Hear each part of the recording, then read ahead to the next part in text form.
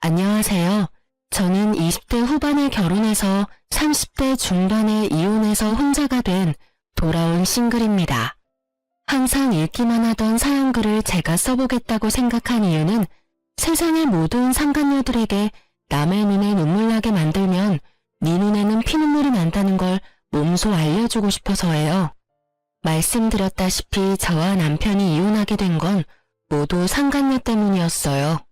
그런 상간녀가 결국은 저에게 찾아와 제발 이혼하지 말라며 남편 좀 데려가라 부탁했던 사연 들려드릴게요.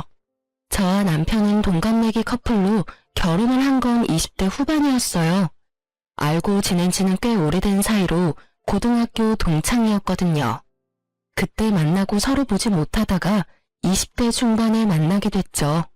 그렇게 동창회에서 만나 사랑에 빠지게 된 저희는 20대 후반 요즘 치고는 조금 이른 나이에 결혼을 했어요.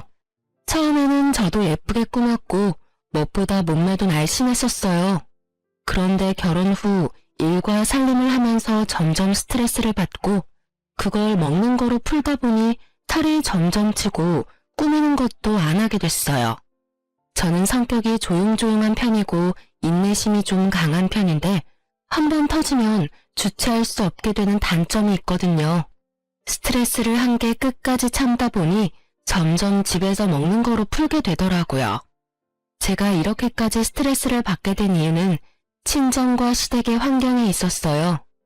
친정이나 시댁이나 고만고만하게 못 살아서 매번 돈 나갈 것 많고 집안에 아픈 사람도 참 많았죠. 그나마 다행인 건 친정집에는 아파도 봐줄 사람이 있었다는 것이고 불행인 건 시댁에는 아픈 시부를 돌볼 사람이 시모뿐이었다는 거죠. 게다가 시부는 병원을 무척 싫어하셔서 나이가 더 많은 시모가 시부의 병수발을 직접 해야 했어요. 아예 시모에게 모두 맡겨둘 수 없었던 저는 그것 때문에도 스트레스를 많이 받았어요. 그리고 친정에서 아픈 부모님을 위해 돈을 좀 달라고 할 때도 마찬가지로 스트레스를 받았죠. 이유야 여럿이지만 결론은 살이 엄청나게 쪘고 애도 들어서지 않게 됐어요. 게다가 남편은 애를 만들 생각도 없어 보였죠. 제가 아이를 가지고 싶다고 말하면 남편은 당신처럼 뚱뚱하고 못생긴 여자한테 마음이 생길 리가 있겠냐며 그런 식으로 저의 인격을 모독하기도 했어요. 그러면서 점점 여자로서의 자신감은 완전 바닥을 쳤어요. 그날도 그런 연장선에 있던 날이었어요. 남편의 생일. 말하지 않아도 부부라면 그날이 부부가 함께 식사하고 축하하는 날이라는 걸 알 거예요. 그런데 남편이 생일날 집에 들어오지 않더군요. 이상하다 싶은 생각에 연락했지만 연락도 안 됐어요. 뭐라고 문자라도 남겨주면 좋을 텐데 그런 것도 없었죠. 저는 남편이 친구들과 만나 술을 마신다고 생각했어요. 그런 일도 덜어 있었거든요.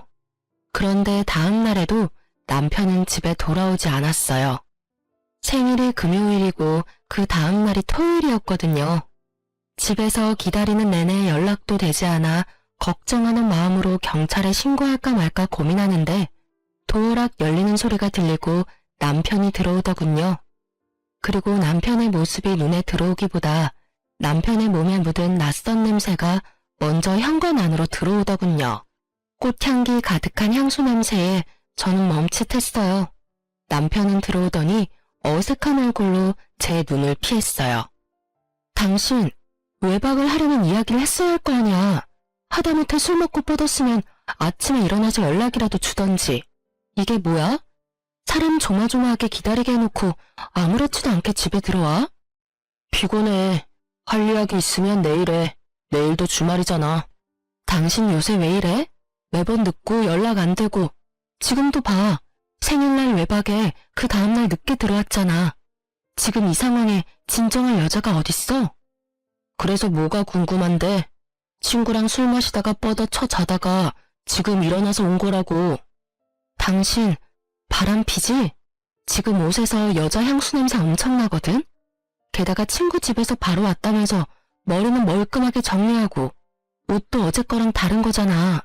친구 집에서 잔 사람이 아니라고.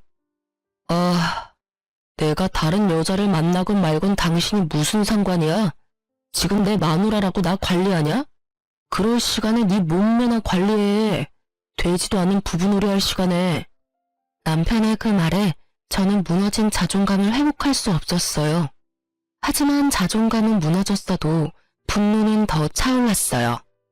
남편이 저를 무시하고 방에 들어간 후 저는 몰래 남편의 자동차 키를 가지고 지하 주차장으로 내려갔어요. 분명 거기에 증거가 남아있을 거라고 생각했거든요. 그렇게 차에 도착해서 조수석을 살피다가 아무것도 찾지 못하고 문을 닫으려는데 뒷좌석에 뭔가 있는 걸 발견했어요. 작은 검은색 상자였는데 바닥에 떨어져 있더군요. 온통 어두운 색이라 미처 발견 못하다가 제가 폰으로 손전등을 켜고 찾는 바람에 우연히 발견한 거였어요. 솔직히 그 상자를 처음 봤을 때는 별거 아닐 거라 생각했어요. 뭘 샀나 보다 싶었는데 혹시 상간녀에게 사준 것일 수도 있잖아요. 그래서 상자를 열었는데 그걸 보고 저는 말 그대로 졸도할 뻔했어요. 그 안에 들어있는 건 임신 테스트기였거든요. 저는 몰래 그걸 들고 집으로 왔어요. 남편에게 따지고 싶었지만 남편은 아예 저를 아는 척도 안 했으니 저는 저 나름대로 남편에게 복수하기로 했어요. 그래서 저는 사람을 시켜 상간녀의 집 주소와 회사 주소, 핸드폰 번호를 알아냈어요. 그리고 남편의 불륜 사진도 찍었죠. 아주 나쁜 두 연놈들이 같은 회사에서 일하고 있더군요. 차라리 좋은 조건이다 싶었어요. 저는 남편에게 연락해 시모가 당신을 급하게 찾는다고 말하며 남편을 시댁으로 먼저 보냈어요. 그리고 저는 남편 회사 앞에서 상간녀가 나오길 기다렸죠. 사진으로 봤기 때문에 그 얼굴이 선명했어요. 저는 상간녀 앞으로 가서 까만 상자를 들이밀며 말했어요. 이거 우리 남편 차에 흘렸던데 나랑 이야기 좀 할까? 여기서 소문 다 나도록 이야기해도 난 상관없어. 그 상자를 보던 상간녀 얼굴이 싸해지더군요. 본인도 알았겠죠. 제가 누군지. 그렇게 회사에서 좀 떨어진 공원에서 상간녀와 이야기를 나누게 됐어요. 이미 해가 지고 공원에는 사람 한 명 없이 조용하더군요. 우리 남편이랑 언제부터 만났어? 저 그런 사이 아닌데요. 다 알고 찾아왔으니까 거짓말하지 마. 나도 생각보다 많이 알고 있거든. 너 왜 임신 테스트기를 남편 차에 놔뒀어? 나 보라고 놔뒀니? 그런 건 아닌데. 너 남편애 임신한 거 맞아? 그 사람의 아니에요. 다른 사람 아이예요. 그러니까 그거 돌려주세요. 아, 우리 남편 만나면서 다른 남자도 만나고 있었구나. 그럼 그렇게 이야기하면서 우리 남편한테 네가 먼저 헤어지자고 말해. 지금 당장 내가 보는 눈앞에서. 제 말에 상간녀가 아무 말 못하더군요. 안 할 거면 어쩔 수 없지. 나 너희 회사, 너희 집 어딘지 다 알아. 솔직히 이렇게까지 하면 내 얼굴에 침 뱉기인 건 아는데 네가 안 한다면 내가 다 말해줄게. 회사, 집안의 모든 사람들이 다 알도록. 어때? 이제 좀 내 말대로 하고 싶은 생각이 들어? 네가 남편이랑 헤어진다고 말하고 다시는 만나지 않겠다는 각서 쓰면 나도 이번만은 묻고 넘어갈 거야. 결국 여기저기 소문난다는 말에 상간녀는 절대 안 된다며 눈물을 줄줄 흘리더군요. 이렇게 눈물 흘리며 후회할 일을 왜 애초부터 시작했는지. 불쌍하기보다는 그 얼굴 보니 화가 더 났어요. 왜 자기가 피해자인 척 하는 건지 모르겠더라고요. 울지 마. 울고 싶은 게 누군데 네가 울어? 너 피해자처럼 굴고 싶은가 본데 너는 가해자야. 다른 사람 괴롭히고 상처 준 피해자. 네가 한 짓이 어떤 짓인지 다른 사람들이 다 알게 해줄까? 결국 상간녀는 두 번 다시 만나지 않겠다는 각서를 쓰고 남편에게 헤어지자는 문자를 보냈어요. 저는 상간녀에게 말했어요. 네가 우리 남편이랑 다시 만나는 순간이 너한테는 지옥이 될 거야. 내가 네 집과 회사 모두 다 알고 있다는 것만 잘 알아도. 그렇게 말하고 저는 집으로 돌아왔어요. 집에 오니 남편이 똥줄 빠지는 표정으로 저를 기다리고 있더군요. 상간녀가 갑자기 헤어지자 하니 자기 딴에도 무슨 일이 있었는지 눈치챘겠죠. 아니면 그 상간녀가 남편에게 하소연하며 전화했을 수도 있고요. 당신 누구 만나고 왔어? 신경 꺼. 네가 나한테 언제부터 신경 썼어?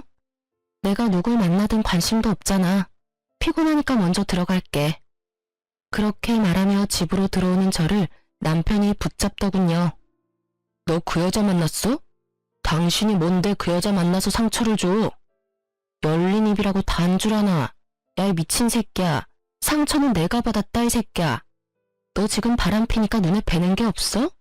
나한테 이럴 게 아니라 내 앞에서 무릎 꿇고 빌어야 하는 게 정상 아니야? 미친 또라이 같은 새끼. 내가 그 여자 만나고 왔으면 뭐, 왜, 어쩔 건데. 그 여자 상처 줬으면 어쩔 거냐고.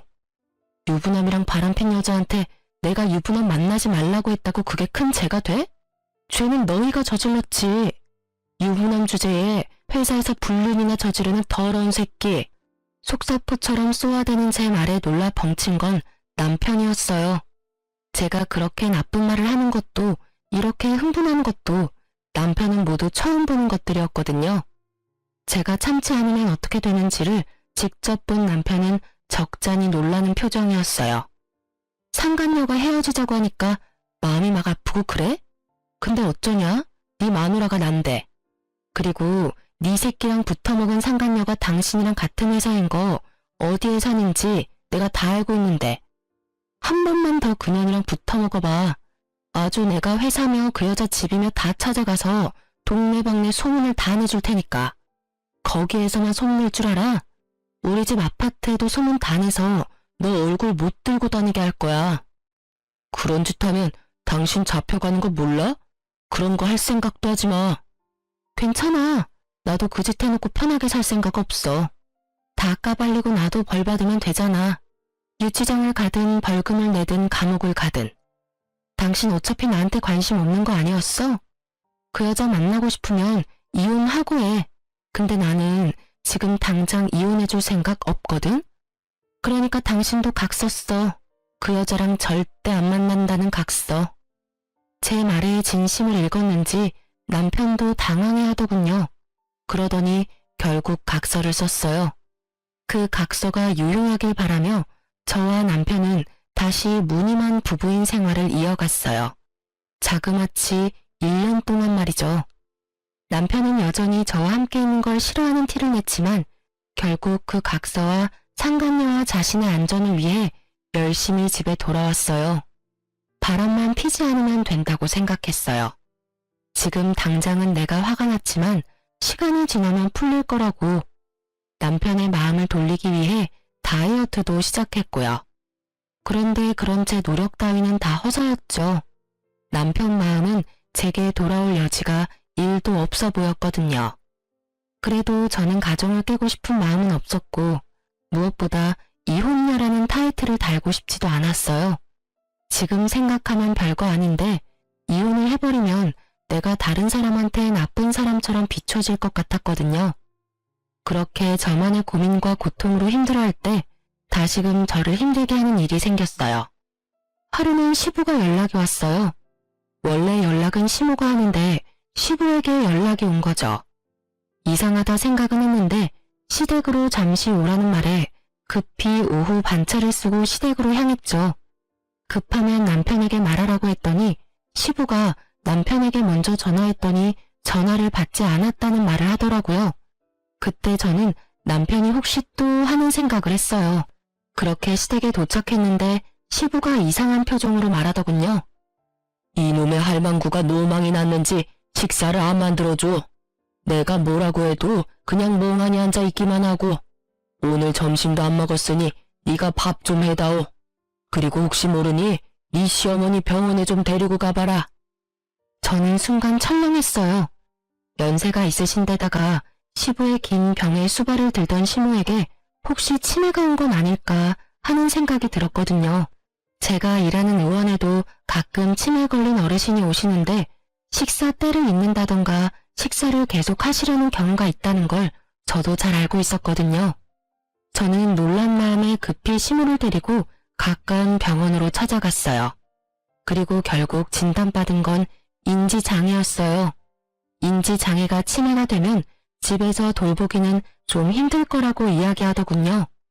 저도 다 아는 내용이라 더 실감이 났어요. 시모는 알고 있었는데 숨기고 있었던 듯해요. 저는 그 결과에 한숨이 절로 나오더군요. 일단 저는 시모를 데리고 시댁으로 갔어요. 아픈 시부 인지장애 진단받은 시모. 시부모에 대한 이야기를 하려고 남편에게 집으로 최대한 빨리 오라고 했어요. 그렇게 연락을 해놓고 가만히 생각하니 시댁이 남편 회사와 가까워 회사에서 만나 같이 집에 가면 될 것 같더라고요. 택시 타면 교통체증 감안해도 남편 퇴근 시간 전에는 도착할 것 같아서 저는 남편 회사로 향했어요. 그 앞에서 커피를 사서 마시며 기다리고 있는데 남편이 회사 밖으로 나오더라고요. 그것도 상간녀와 함께 둘이 하하호 웃으며 나오는데 완전 열이 받았어요. 헤어지라고 했으면 회사에서도 영 끊어야지. 저렇게 즐겁게 있으라는 이야기가 아니었잖아요. 열받은 저는 남편 앞에 나타났죠. 제 얼굴 보더니 남편도 그 상간녀도 너무 당황한 표정으로 저를 바라보더군요. 즐거워 보이네? 당신이 여기는 어떻게 집에 있는 거 아니었어? 집으로 가려다가 당신 퇴근 시간 맞출 수 있을 것 같아서 회사로 왔지. 그런데 의외의 장면을 보네? 내가 각서 2장 집에 가지고 있는 거 알지? 남편이 입을 꾹 다물더니 상간녀를 먼저 보내더군요. 저는 남편에게 일단 차에 타자고 말했어요. 남편 차를 타고 집에 가는 길에 저는 남편에게 물었어요. 설마 당신 아직도 그 여자 만나? 딱 봐도 헤어진 느낌이 아닌데? 아님 각서는 쓰고 만남은 계속하고 뭐 그런 거야? 여보, 내가 각서를 쓴 건 맞는데 나 솔직하게 말해서 점점 그 여자한테 진심이 되어가. 당신한테는 진짜 미안한데 그 여자한테서 사랑을 느낀다고. 부탁해, 나랑 이혼해줘. 당신도 나랑 사는 거 힘들잖아. 저는 정말 화가 났어요. 저와의 약속을 지키지 않은 것도 모자라 남편이 제게 그 상간녀를 사랑한다고 말하는 것이 너무 배신감이 들었거든요. 내가 힘든 건 내가 알아서 해. 당신이 그런 걸 걱정할 필요는 없지. 그 여자를 사랑하면 나랑 결혼을 왜 했어? 내가 그때 예쁜 몸, 예쁜 얼굴이 아니라서 이제 정이 다 떨어졌어? 너한테는 결혼이라는 게 다 그렇게 쉬운 거야? 싫으면 헤어지고 좋으면 만나고 그건 연애할 때나 하는 거지. 당신 결혼까지 한 사람이라고. 내가 잘못한 거 나도 알아. 그러니까 당신한테 이렇게 부탁하는 거잖아. 제발 나 좀 놔줘. 당신도 그 편이 더 행복할 거야. 저는 남편을 보며 시부모를 떠올렸어요. 시어른 생각을 하며 남편에게 마지막으로 물었어요. 정말로 당신 나한테 돌아올 생각은 없어? 없어. 나한테는 그 여자가 마지막 사랑이야. 그 이야기에 들고 있던 종이컵을 꽉 쥐어버렸어요. 그 탓에 안에 남아있던 커피가 밖으로 흘렀지만 그런 건 신경 쓰이지도 않았어요. 저는 남편에게 내일 이야기하자고 이야기했어요.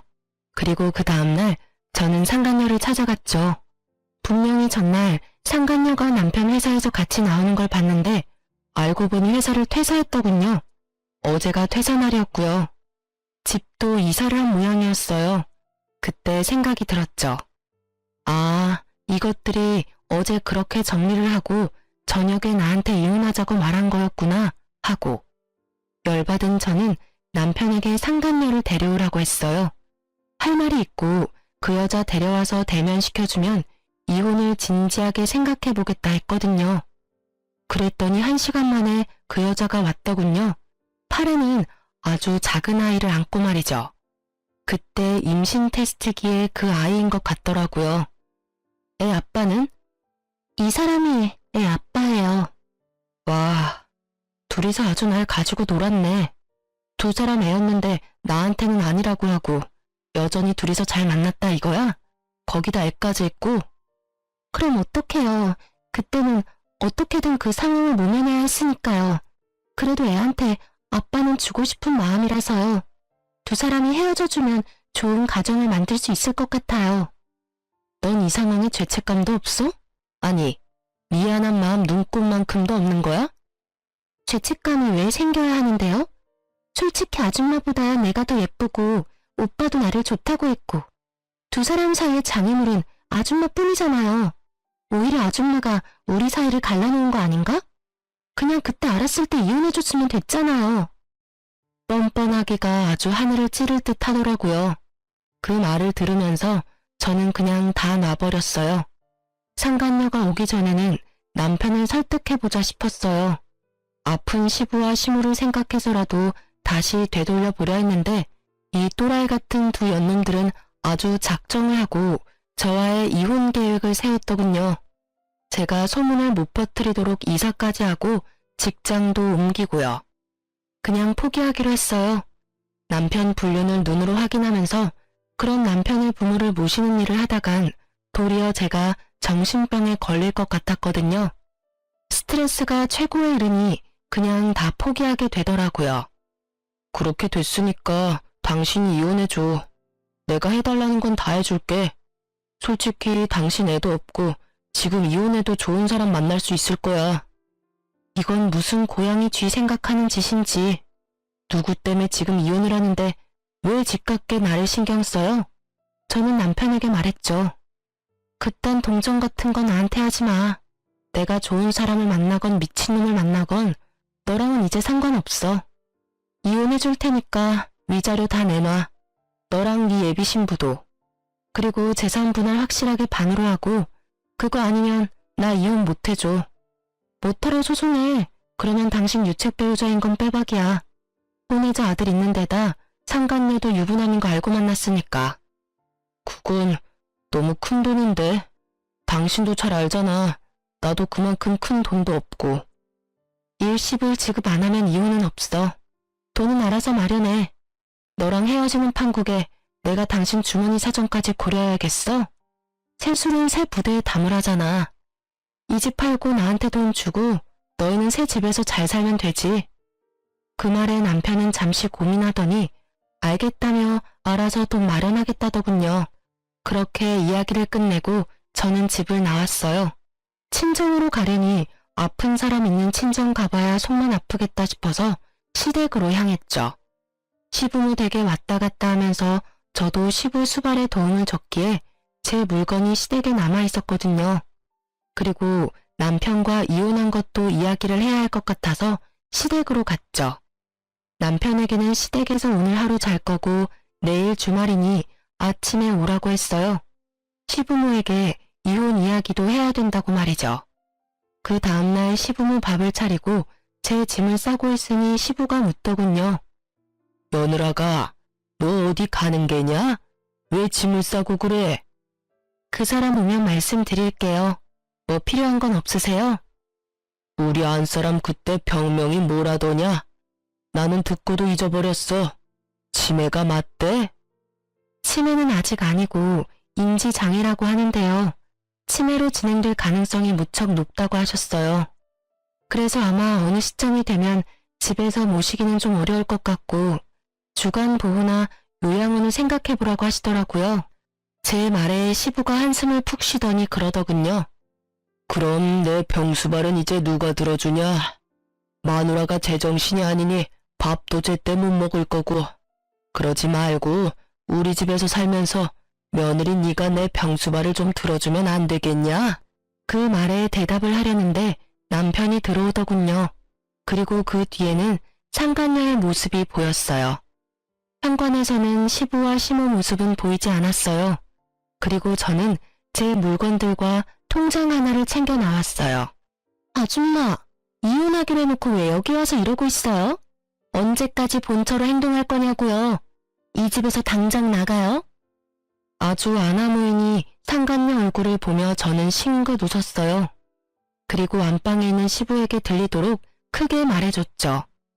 아버님, 걱정하지 마세요. 이제 아버님 식사랑 수발 드는 건 여기 있는 아가씨가 해줄 거예요.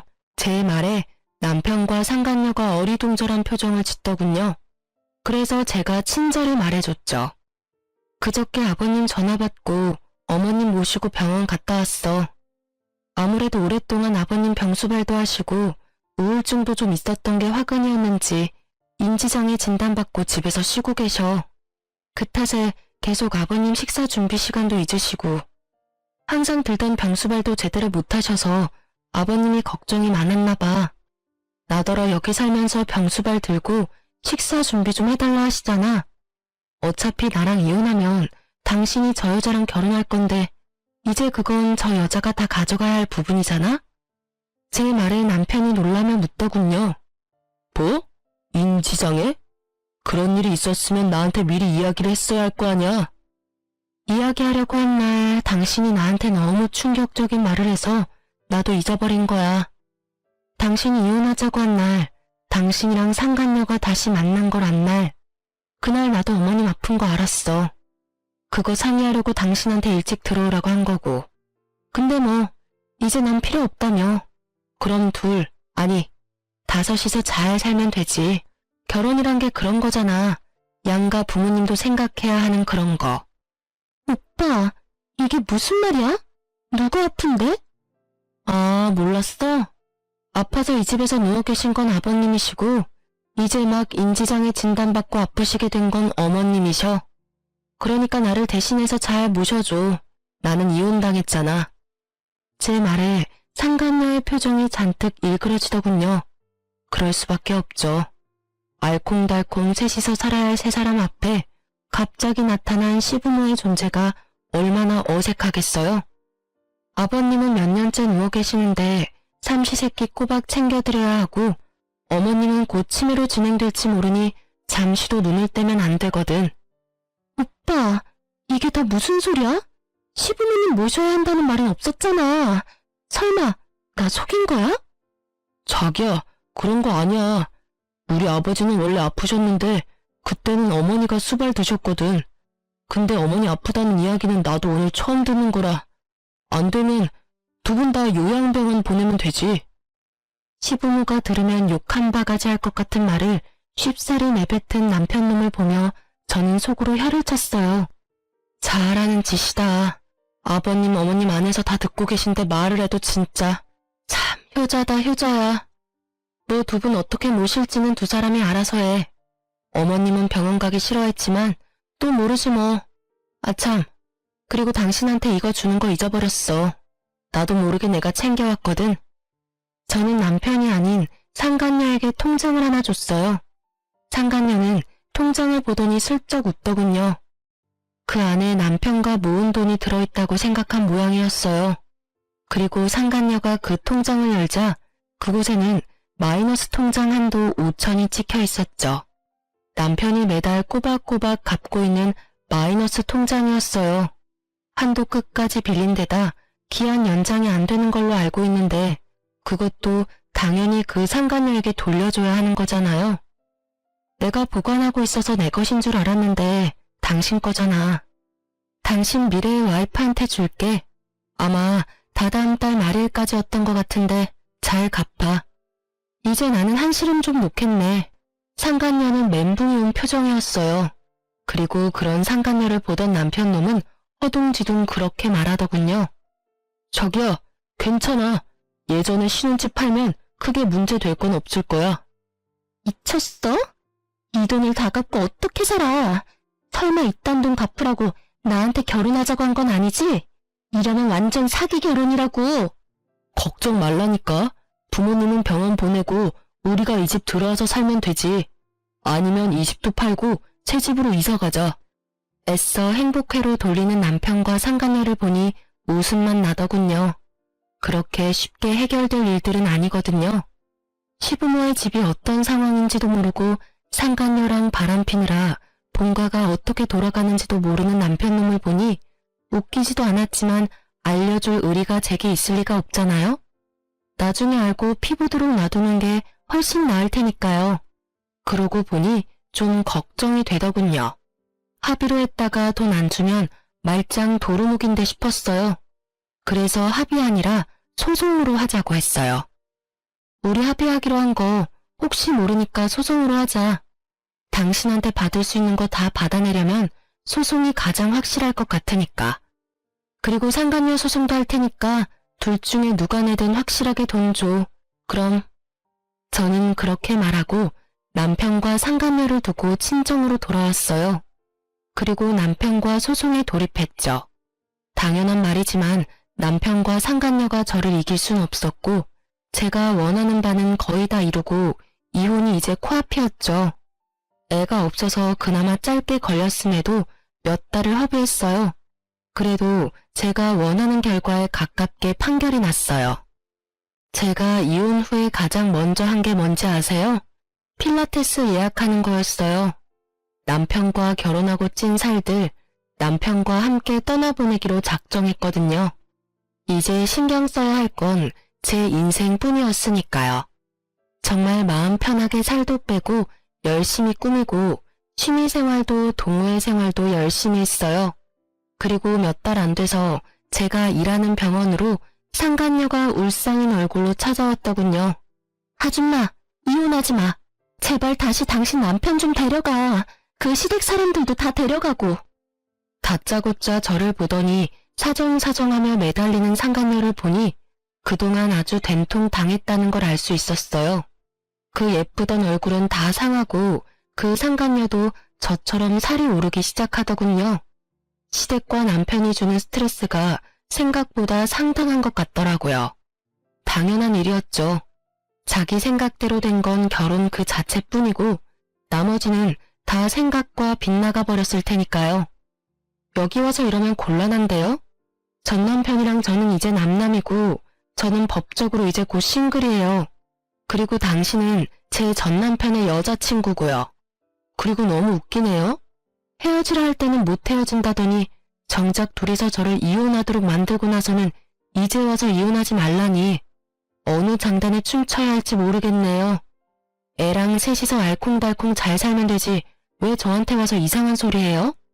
가족 셋이서 행복하게 살고 싶다 해서 헤어져 줬는데 뭐가 부족해요? 제가 빈정대며 이야기하는 걸 눈치챈 듯 했지만 상간녀는 아주 절박하게 저한테 매달려 말하더군요. 우리 애 그 남자 아이 아니에요. 그러니까 제발 이혼하지 말고 그 사람 좀 데려가요. 진짜 미쳐버리겠어. 시부모는 잠시도 가만히 있지 못하도록 만들지 그 사람은 이런 나 무시하고 집안일까지 완벽히 해내기를 바라지. 그 와중에 그 사람 빚까지. 거기다 지금 당신이랑 이혼해서 내야 하는 위자료랑 재산 분할 생각하면 지금 눈앞이 어질어질하다고. 아줌마, 나 이렇게는 못 살아. 그러니까 당신한테 다시 돌려줄 테니까 둘이서 잘 살아요. 나 2번 다시 두 사람 사이 방해 안 할 테니까. 무슨 헛소리 하는 거예요? 저 이제 내일이면 서류 정리 끝나서 싱글이에요. 그리고 둘이 못 살면 둘이서 알아서 하는 거지. 왜 다 끝난 나한테 와서 이래요? 어이가 없어서. 부부 일은 부부 둘이서 알아서 해요. 그리고 이해 좀 하고 살아요. 그 사람은 당신이 마지막 사랑이라더라고. 그러면 그 사랑에 보답해줘야 하는 거 아니야? 거기다 당신도 그 남자 사랑한다며. 그럼 빚이 얼마던 시부모 수발아 얼마나 힘들던 그건 당신이 가져가야 할 일이지. 나한테 이야기한들 이제 와서 내가 뭘 해줘요? 나 이제 그 집안이랑 관계도 없는 사람인데 당신이 나를 그렇게 만들었잖아. 그러니까 사과할게. 사과한다고. 미안하니까 제발 좀 어떻게 해줘봐. 그리고 솔직히 말하면 당신도 한패나 다름없잖아. 그 집이 그 모양 그 꼴인 거 알면서 나 거기로 들어오게 만든 거 아냐. 당신이 책임져. 당신이 책임지고 나 빼내라고. 제 발로 그 집에 들어가 놓고는 뭐? 그리고 네가 나를 쫓아보냈잖아. 나한테 당장 그 집에서 나오라며? 네가 네 입으로 말해놓고 이제 와서 딴소리를 해? 책임은 네가 져야지. 네가 애초에 유부남이랑 바람을 안 폈으면 애를 안 가졌으면 이런 일도 없었겠지. 남의 가정 박살내놓고 네 가정은 아주 행복한 꿈처럼 살 수 있을 거라고 생각했나 봐. 꿈도 크지. 너 같은 상간녀가 잘 되면 그거야말로 세상이 이상한 거지. 네가 왜 그런 일 당하나 싶지? 다 네가 만든 업보야. 네가 저지른 일에 대한 대가고. 그러니까 끝까지 책임지고 그 남자 맡아줘. 괜히 나한테 떠넘기려 하지 말고. 저는 꽥 소리를 지르고는 목을 다듬었어요. 그리고 저희 병원 명함을 하나 꺼내서 줬어요. 시부모 모시기 힘들면 전문 병원에 맡겨. 물론 돈은 다 받을 거고 할인 같은 건 안 돼. 환자가 너무 싫어하거나 폭력적이어도 안 되고. 둘이서 잘 상의해서 결정하고 연락 줘. 우리도 환자 유치 요즘 많이 하려고 하거든. 힘들어서 저한테까지 와서 하소연하는 환장하다 못해 속이 썩어 문드러져 가고 있는 상간녀에게 병원 영업까지 하고 저는 망연자실한 상간녀를 두고 병원으로 들어와 버렸어요. 그리고 나중에 알게 됐죠. 그 상간녀가 그 짧은 몇 달 동안 어떻게 지냈는지. 당시에 저는 상간녀가 회사를 퇴사한 줄 알았는데 그게 아니라 육아휴직 중이었다고 하더라고요.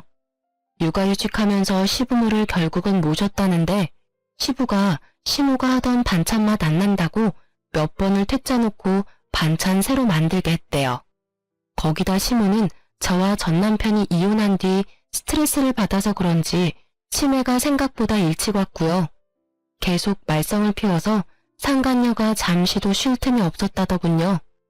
게다가 저한테 위자료까지 줘야 해서 신혼집을 처분한 돈 중에 남은 돈은 또 없었던 것 같더라고요.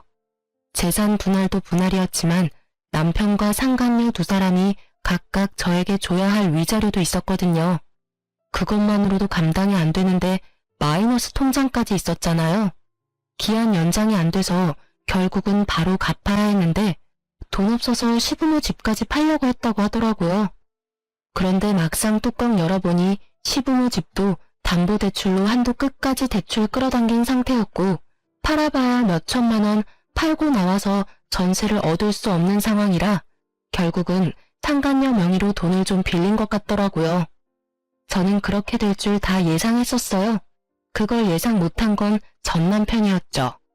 솔직히 그런 현실 같은 건 다 내다버리고 상간녀와 달콤한 꿈이나 꾸던 놈이 뭘 할 수 있었겠어요. 상간녀도 전 남편도 꿈에서 깨어나 혹독한 현실을 마주하는 것밖에 별 도리가 없었겠죠. 상간녀가 다녀가고 며칠 지나지 않아 전 남편이 저희 병원 앞에서 저를 기다리고 있더군요. 제가 전화를 모두 무시했더니 직접 앞에서 기다리고 있었던 거였어요. 그 상황이 너무 웃겼어요. 이혼 전이랑은 정반대였거든요. 항상 대화하려면 제가 가야 하고 제가 기다려야 했는데 이제는 전 남편이 저와 대화하기 위해 애쓰는 걸 보니 밖으로 나온 저를 보고 전 남편이 살짝 놀라더군요. 저도 그간 살을 많이 뺐거든요. 거의 15kg를 운동과 식이 조절로 감량했으니까요. 생각보다 빨리 예전 몸으로 돌아오고 있었죠. 사실 스트레스를 덜 받으니 폭식이 줄어서 빠진 것도 있긴 했죠. 어쨌든 예전 모습으로 돌아가고 있던 제 모습에 놀란 건지 전 남편이 살짝 놀라더군요. 당신 못 알아볼 뻔했어.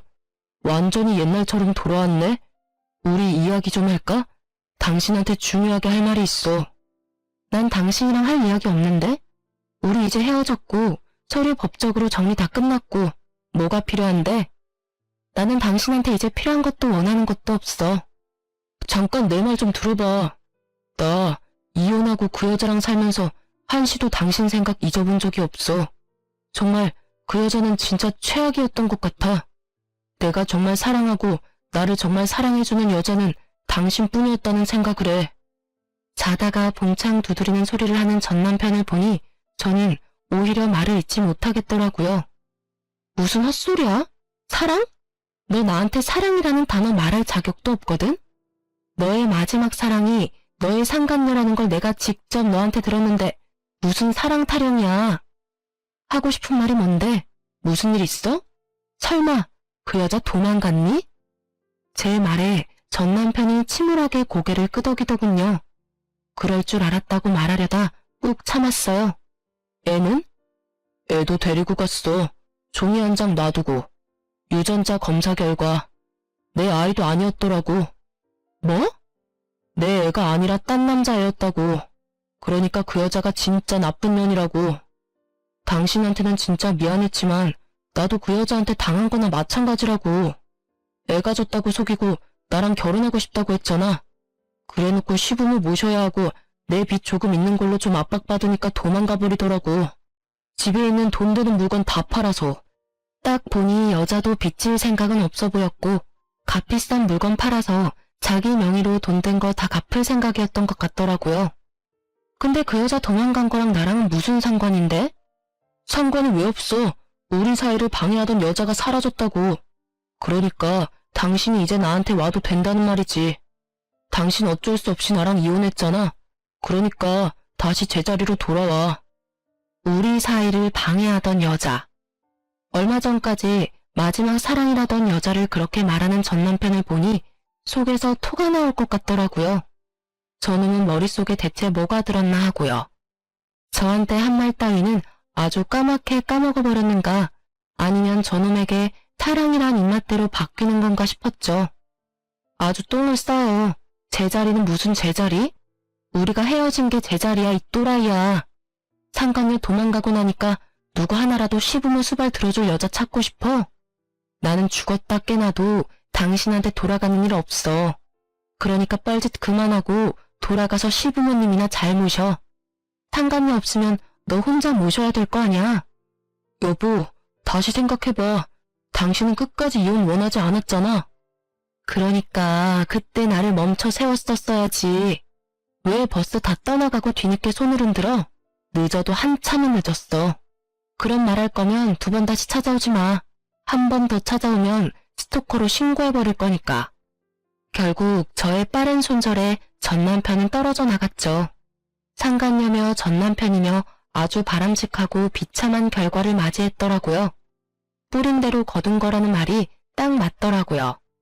그러게 왜 유부남을 건드려서 이런 일을 만들었는지, 유부남 주제에 젊은 여자랑 왜 바람이 났는지, 그걸로도 모자라 불륜하는 인간들 주제에 본처 내쫓고 자기들끼리 하하호호 가정을 꾸리려고 했는지, 이런 꼴 보여주려고 그랬나 싶더라고요. 상간녀들이 이런 사연글을 읽지는 않겠지만 정말 이참을 말해주고 싶네요. 남의 가정사 제대로 알지도 못하고 작업 걸면 나중에 피 보는 것은 너다 라고 말이죠. 저야 그 상간녀 덕분이라고 해야 할까요? 수발과 전 남편의 빚 지옥에서 구사일생으로 빠져나올 수 있어 다행이었지만 말이에요. 저는 지금은 완전히 결혼 전 모습으로 돌아갔어요. 전 남편 때문에 완전 개박살난 제 멘탈과 자존감도 이제 거의 다 돌아왔고요. 사실 상간녀와 전 남편이 저한테 교대로 와서 사정할 때부터 자존감은 돌아와 있었죠. 그렇게 즐거운 취미생활도 갖고 다른 사람과의 만남도 즐기고 있어요. 다만 결혼에 대한 회의는 여전히 있어요. 그냥 이렇게 사람을 가볍게 만나는 게 더 낫지 않을까 하는 생각도 가끔 해요. 깊고 결속력이 강한 관계라는 건 마음이 변했을 때 정말 상대방에게 큰 상처를 줄 수도 있다는 걸 이번 이혼을 통해 톡톡히 배웠거든요. 남편과 이혼하며 받은 돈으로 작지만 아파트 사서 저만의 시간을 보내는 지금이 저에게는 더없이 소중해요. 아직까지는 그런 여유롭고 자유로운 시간을 더 많이 보내고 싶어요. 제 글 읽으시면서 어떠셨는지 궁금하네요. 익숙치 않은 글을 쓰느라 조금 버벅거리기도 했지만 좋게 봐주셨으면 해요. 그리고 제 글 읽고 답답한 속 뻥 뚫리셨으면 좋겠어요. 그럼 저는 이만 물러가 보겠습니다. 들어주셔서 감사합니다.